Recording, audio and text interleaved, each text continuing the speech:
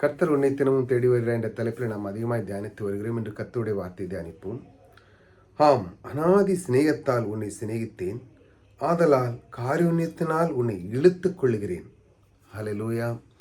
தேவன் பாருங்க, இந்த அனாதி தேவன் உங்களை அந்த அளவுக்கு நேசிக்கிறார். உங்களை எந்த சூழ்நிலையிலும் கைவிடாமல் உங்களுக்கு அவருடைய காருண்யத்தால், அவருடைய அன்பினால், என் பிள்ளை ஏதோ ஒரு சூழ்நிலையில் இருக்கிறான், ஆனாலும் அவனுக்கு கண்கள், அதாவது மற்றவருடைய கண்களிலே தயவு உண்டு பண்ணுகிறார். பாருங்கள், எத்தனை சூழ்நிலையில் மனுஷன் இருந்தாலும் ஆனால் உங்களுக்கு அவர் வாக்கு கொடுக்கிறார். எப்படி ஆபிரகாமுக்கு கொடுத்தாரோ, உன்னை ஆசீர்வதிப்பேன், உன்னை சபிக்கும், அப்படி நீங்கள் அந்த வாக்குத்தத்தம் பெற்றிருக்கீங்களா? அதை நீங்கள் விசுவாசிக்கிறீங்களா?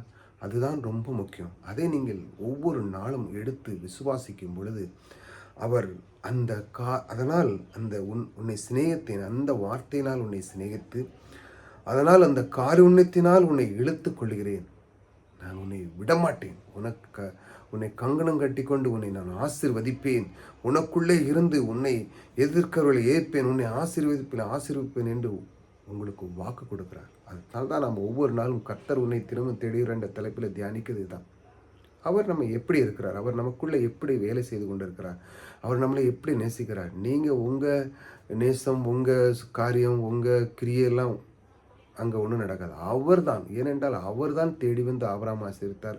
அவர் தான் தன்னுடைய குமாரனை கொடுத்தார், மீட்பை.